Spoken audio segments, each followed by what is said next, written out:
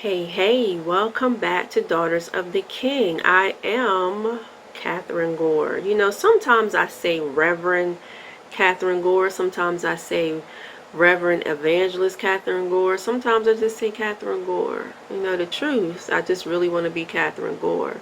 But God put these titles on my name to separate me, to set me apart. So, I have to remember that I am an evangelist and a reverend, and I'm set apart for God's glory. I don't like titles. I'm gonna be honest with you. I really don't like titles. A lot of people do. I don't know. I guess it makes them feel like they are it. I really don't know, y'all. But I just want to be Kathryn Gore, To God, that's just who I am. But man needs the titles, right?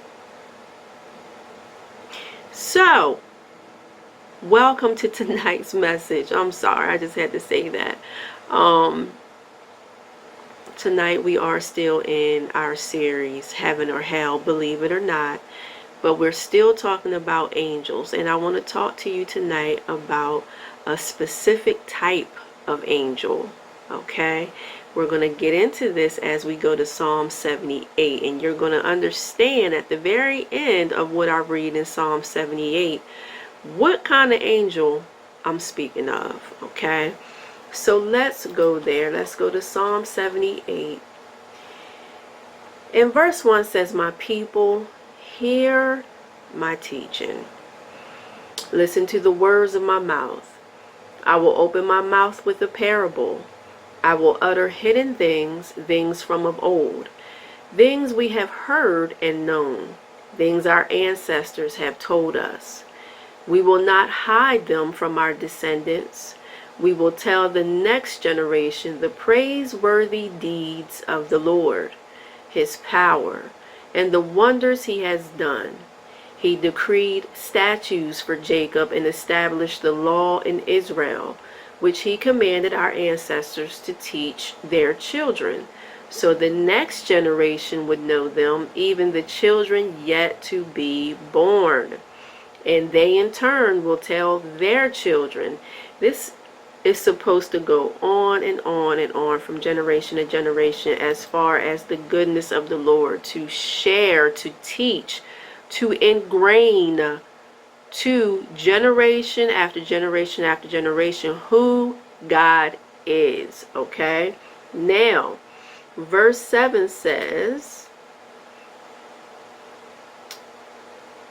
then, let me go back and read this so we can keep up. Verse 5 says, "He decreed statutes for Jacob and established the law in Israel, which he commanded our ancestors to teach their children, so the next generation would know them, even the children yet to be born, and they in turn would tell their children. Then they will put their trust in God." This is why it was so important for people to not be ashamed of God, not to be ashamed of who he is, the good deeds he's done, the miracles he's performed, the wonders that he has done for our ancestors, so that we can have this ingrained inside of us to teach, tell, live in all of this goodness from generation to generation. And the reason is so we can what? We can trust the Lord. So our children can trust the Lord. It says, then they would put their trust in God and would not forget his deeds, but would keep his commands. Now, verse 8 says, they would not be like their ancestors, a stubborn and rebellious generation whose hearts were not loyal to God, whose spirits were not faithful to him. The men of Ephraim, though armed with bows, turned back on the day of battle. They did not keep God's covenant and refused to live by his law. They forgot what he had done, the wonders he had shown them. He did miracles in the sight of their ancestors in the land of Egypt, in the region of Zoan. He divided the sea and led them through. He made the water stand up like a wall. He guided them with the cloud by day and with light from the fire all night. He split the rocks in the wilderness and gave them water as abundant as the seas. He brought streams out of the rocky crag and made water flow down like rivers. But they continue to sin against him, rebelling in the wilderness against the Most High. They willfully put God to the test by demanding the food they craved. They spoke against God. They said, "Can God really spread a table in the wilderness?" After all God done for them, this is the stuff that they ended up saying. Can God really spread a table in the wilderness? True. Now they gave him credit for something. True, he struck the rock and water gushed out like it was no big deal. Streams flowed abundantly, but can he also give us bread? Can he supply meat for his people? Now when the Lord heard them, he was furious. He was furious. Think about this, y'all. You are a mother or a father. You know who you are. You know what you're capable of doing. And your children come and say, "All right, you bought us this, but can you really do that?" I don't think you can. I don't think you could be there for us like you say you can be. Isn't it disappointing to see all that you have done for your children and then they come and act like you're still not worthy to do all that is needed? I would be upset too. I would be upset too. So this is what happened. When the Lord heard them, he was furious. His fire broke out against Jacob, and his wrath rose against Israel, for they did not believe in God or trust in his deliverance. Now, God was super upset. But because of who God is, he kept providing for them. He stayed with them. You know, they started doing a whole bunch of stuff against God, and God still was there for them. So, verse 32 says, in spite of all this, they kept on sinning. In spite of his wonders, they did not believe. So he ended their days in futility and their years in terror. God slew them. They would seek him eagerly, turn to him again. Something is wrong with my cursor. There we go. That was weird. Okay. So, whenever God slew them, they would seek him. They eagerly turned to him again.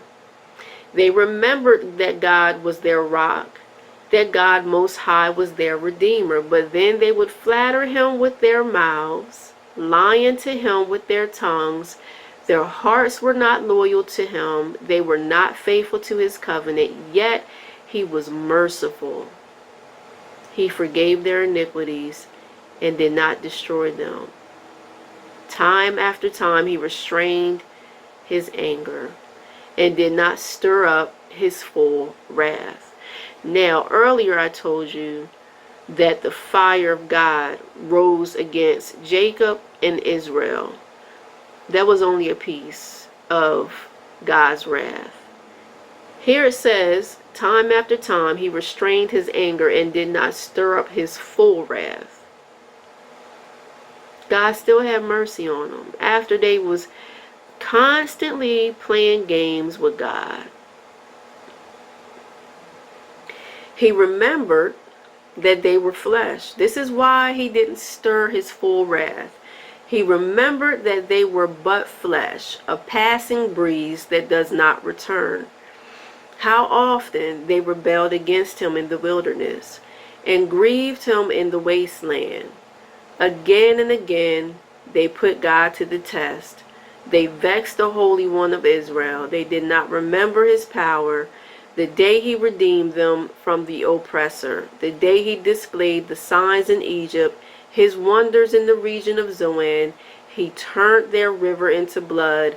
They could not drink from their streams. He sent swarms of flies that devoured them and frogs that devastated them. He gave their crops to the grasshopper, their produce to the locust. He destroyed their vines with hail and their sycamore figs with sleet. He gave over their cattle to the hail, their livestock to bolts of lightning. He unleashed against them his hot anger, his wrath, indignation, and hostility, a band of destroying angels.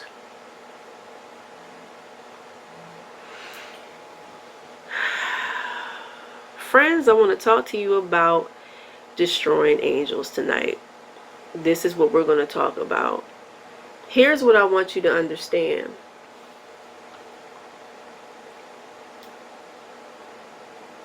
Sometimes we rub God the wrong way as his children.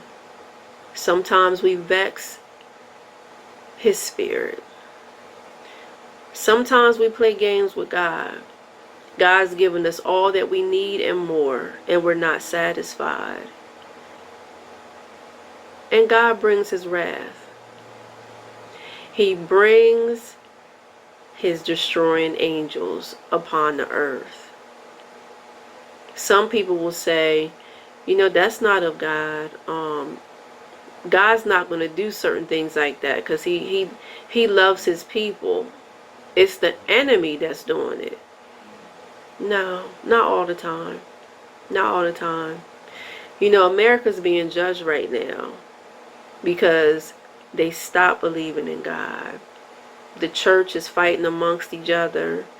The people in the world are out of control. You know, it's so much darkness going on. And God's upset. He's upset. He unleashed against them his hot anger, his wrath, indignation, and hostility, a band of destroying angels. I want to talk to you about how David got firsthand of how a destroying angel can really tear some stuff up. You know, through this series or portion about angels, I've been telling y'all on and off that we was going to get to tonight. We was going to talk about destroying angels because I get so excited to know that God is coming to tear some stuff up. Because you know why? Sometimes we just need to know God ain't playing. He has done everything for America. He's done everything to keep his people. He's done everything for people who don't even serve him, who can care less about who he really is, who his son Jesus Christ is, and God shows mercy to them every day. But there comes a time when God gets tired. He gets tired. And he will send his angels to come and tear some stuff up. David knew this, but he found out the hard way. David fell into sin in 1 Chronicles 21, and God had to hold him accountable for his actions. He was not pleased with David, and David found out how silly he could be. Now, 1 Chronicles 21, the very first word says, Satan rose up against Israel and incited David to take a census of Israel. Satan rose up against Israel. Y'all know Israel is God's chosen people, right? That's his place, Israel. I mean, that's just how it is. Satan can care less about Israel. He is trying to destroy Israel this very day. Some people in the church are upset because Israel sorry, somebody's calling me. Israel, some people in the church are upset because certain things took place under this president. He returned Tel Aviv, I believe, back to Jerusalem. Now, Satan rose up against Israel and incited David to take a census of Israel. Now, do you know what incited means?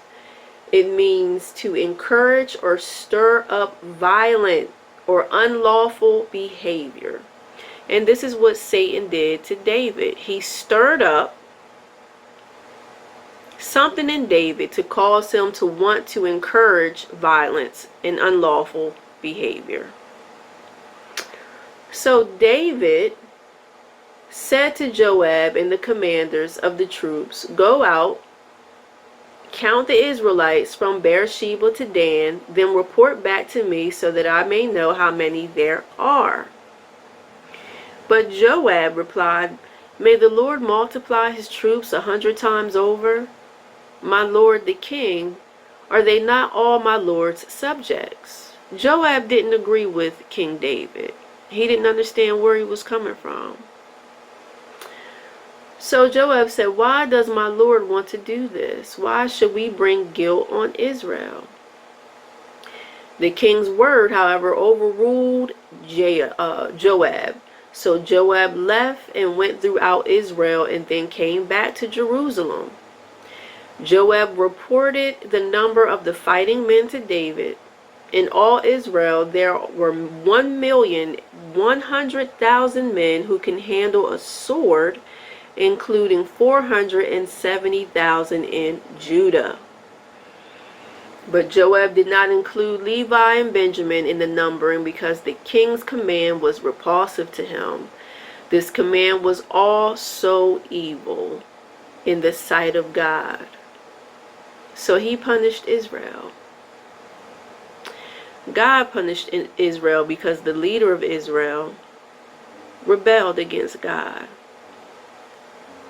Then David said to God, "I have sinned greatly by doing this. Now I beg you, take away the guilt of your servant. I have done a very foolish thing." The Lord said to Gad, David's seer, "Go and tell David, this is what the Lord says, I am giving you 3 options. Choose one of them for me to carry out against you." So Gad went to David and said to him, "This is what the Lord says. Take your choice. 3 years of famine, 3 months of being swept away before your enemies, with their sword overtaking you, or 3 days of the sword of the Lord, days of plague in the land with the angel of the Lord, ravaging every part of Israel. Now then decide how I should answer the one who sent me." David said to Gad, "I am in deep distress. Let me fall into the hands of the Lord, for his mercy is very great, but do not let me fall into the human hands." So the Lord sent a plague on Israel, and 70,000 men of Israel fell dead. And God sent an angel to destroy Jerusalem. But as the angel was doing so, the Lord saw it and relented concerning the disaster, and said to the angel who was destroying the people, "Enough, withdraw your hand." The angel of the Lord was then standing at the threshing floor of Araunah the Jebusite. Verse 16 says, David looked up and saw the angel of the Lord standing between heaven and earth, and with a drawn sword in his hand extended over Jerusalem. Then David and the elders, clothed in sackcloth, fell face down. David said to God, David said to God, "Was it not I who ordered the fighting men to be counted? I, the shepherd, have sinned and done wrong. These are but sheep. What have they done? Lord my God, let your hand fall on me and my family, but do not let this plague remain on your people. Then the angel of the Lord ordered Gad to tell David to go up and build an altar to the Lord on the threshing floor of Araunah the Jebusite. So David went up in obedience to the word that Gad had spoken in the name of the Lord. Verse 20, while Araunah was threshing wheat, he turned and saw the angel. His 4 sons who were with him hid themselves. They knew this angel was a different angel. They wasn't playing. They understood that this angel was serious as all get out, and they hid themselves. Then David approached when Araunah looked and saw him. He left the threshing floor and bowed down before David with his face to the ground. Verse 25 says, so David paid Araunah 600 shekels of gold for the site. David built an altar to the Lord there and sacrificed burnt offerings and fellowship offerings. He called on the Lord, and the Lord answered him with fire from heaven on the altar of burnt offerings. And the Lord spoke to the angel, and he put his sword back into his sheath.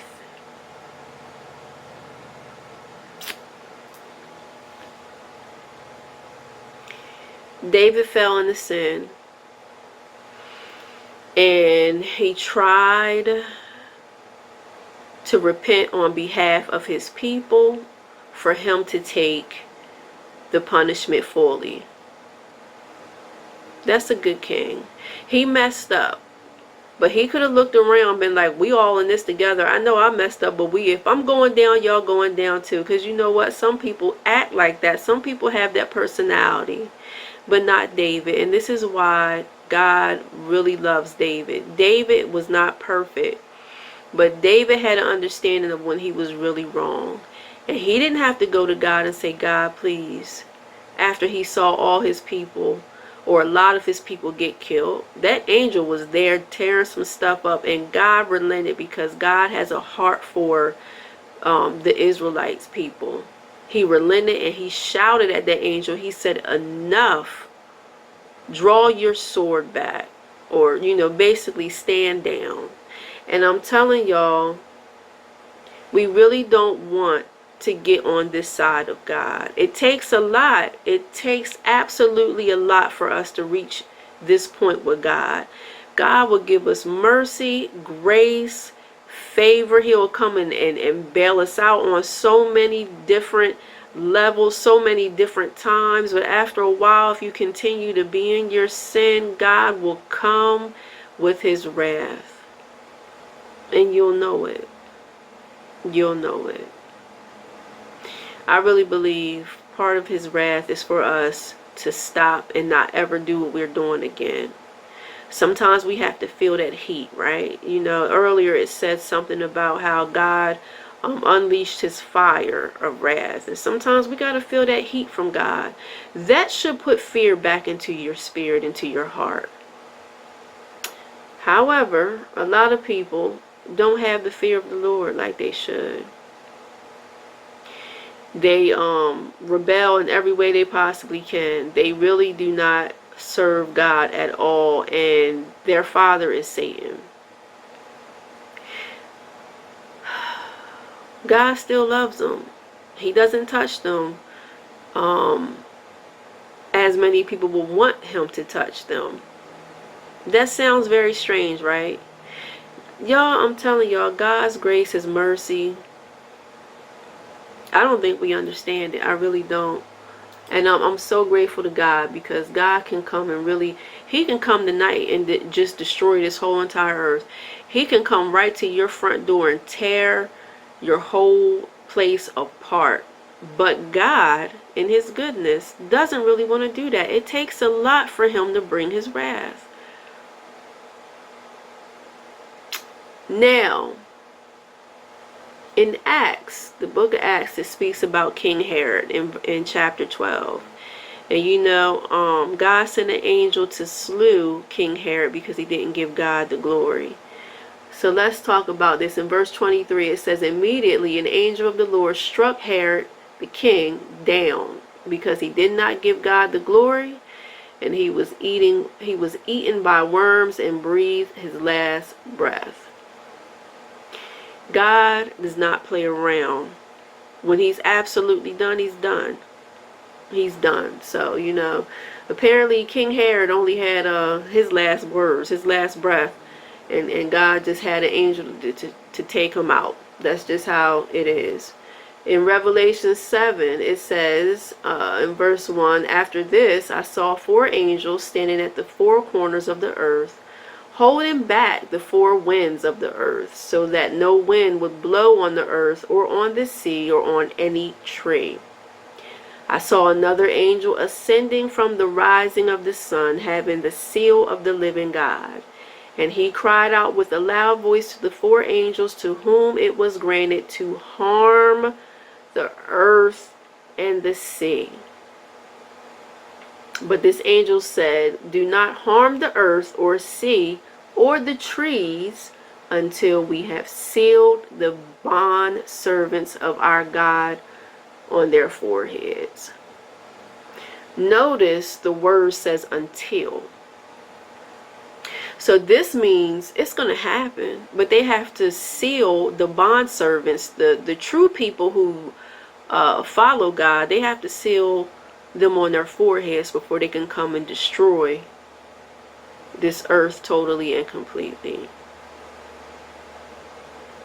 Angels can be destroying angels. They're called to do so much things. They're called to do whatever God wants them to do. It's more stuff in the Bible that speaks about how angels get upset, and they have the presence of God on them, and they can really, God allows for them to what is the word I want to use? God allows for them to have authority to do whatever they feel like doing to a certain degree. It's true. It's true. Think about the angels that fell, the sons of man. I think that is SONS, I believe. But basically this group of angels rebelled against God. God told them to come down to watch over the people. They were supposed to be watchers on the wall, but they fell in love with I don't know if they fell in love, but they wanted the women. They desired the women. And so they actually stepped out of the will of God, and they did their thing. They made a pact amongst each other, and they decided to impregnate the women, go into the women, have children with these women, and they created Nephilim and giants. They have a special place in hell. God came and got them. God had,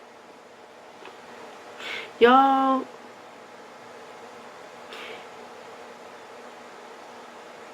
the angels, you and I, we're going to be held accountable for what we do. Either we're going to do good by God, by other people, or we're going to live like Satan. It all goes back to free will. The angels have a free will. Most of them obey God because they love God. The ones that did fall took a chance. They took a chance. They actually released secrets on the earth to make darkness come upon the earth even more. They gave secrets out to the women and the men, the humans, and they created all type of stuff, and all witchcraft, and all that stuff. They just went all in, and they have a special place in hell. So y'all, angels can be destroying angels. They can come and do some damage. Every time we see some things on the earth that don't look godly, it may just be that God has released his wrath, because enough is enough. So we have a choice. We have a choice to ride with God, to be obedient, like Psalm 78 was trying to encourage people not to forget to share with your children the good deeds of God, all that God does that's good, wonderful, the miracles, the wonders, the things that he did in in the past to get people out of bondage, all of the things, his heart, all the things he's done to save his people. We should be able to do that. We should be able to pass this down to our ancestors, live in it, teach it, pass it on, so that this world can be healed and believe God again. But these group of people said, no, we're going to rebel. We're going to rebel. Y'all, it's a lot of people that are rebelling right now. And if they're not careful, if they press God enough, they're in trouble. They're in trouble. I don't want us to be like that. I want us to be better. I want us to really consider that we are in one of the darkest times of our lives, and the world is going to get darker and darker. Every day we should wake up and say, I will serve the Lord today, and fight the battle that needs to be fought that day. I don't want to destroy an angel coming to me. I don't want it, and I would encourage y'all not to want it too. So y'all be encouraged, because here's the truth. God loves us. He loves us. And when he constantly gets rejected, he's grieved, because he knows who he is. His children, the people of this world, act like they don't know who God is. Sometimes we don't know who God is, right? That's how we act. Certain things come upon us and we fall apart. And God is like, why? Who am I? Why? So y'all be encouraged. I'll see y'all next week for more Daughters of the King. And be safe. All right. Bye-bye. Thank you for watching Daughters of the King. We appreciate your support. You can reach me at www.dotking.org. That's www.dotking.org. You can subscribe or send a message through live chat, or you can send an email to Kathryn, Kathryn, @dotking.org. This ministry is designed to speak to your heart. Feel free to share your thoughts about the message or give insight on a topic that you would like for me to discuss. We are here for you.